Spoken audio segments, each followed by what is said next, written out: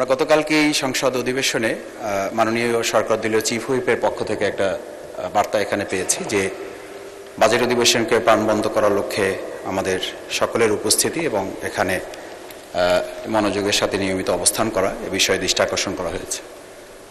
এই প্রেক্ষিতে আমি দুটো বিষয় আমার জানার বিষয়, একটা হচ্ছে যে আমরা শুরু থেকেই তার জন্য প্রাণ খুলে দোয়া করি আমাদের বর্ষিয়ান রাজনীতিবিদ এবং এই সংসদের একজন বিজ্ঞ পার্লামেন্টারিয়ান জনাব মির্জা আব্বাস, তার শারীরিক সর্বশেষ অবস্থা সম্পর্কে এই পার্লামেন্ট এখন পর্যন্ত আনুষ্ঠানিকভাবে আমরা কিছু জানতে পেরেছি এটা আমার মনে পড়ছে না।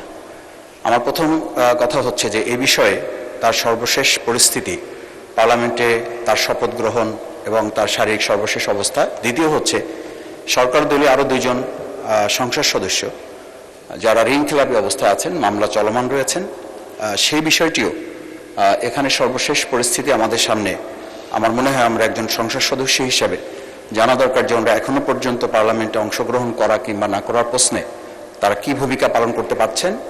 সেই ক্ষেত্রে জনাব মির্জা আব্বাস মাননীয় সংসদ সদস্য, তার ব্যাপারে যেসব গুজবের ডালপালা আছে শহীদ শেখ আমাদের শরীফ ওসমান হাদির প্রসঙ্গে, এবং সেই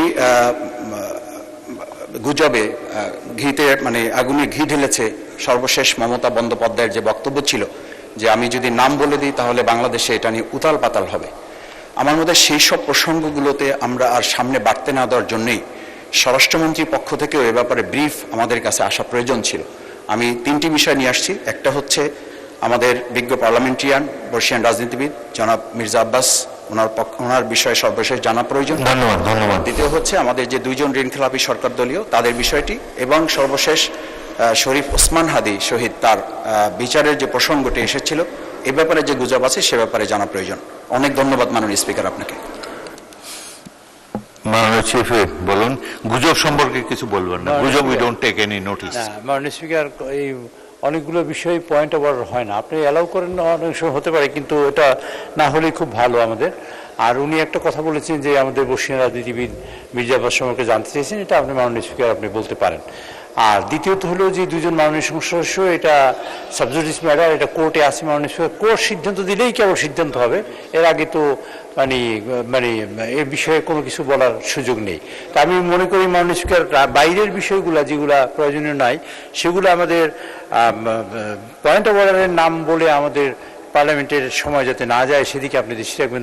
ধন্যবাদ মাননীয় স্পিকার। ধন্যবাদ। আমি বলতে যাওয়ার আগেই আপনি বলে ফেলেছেন এগুলো কোনো পয়েন্ট অফ অর্ডার না।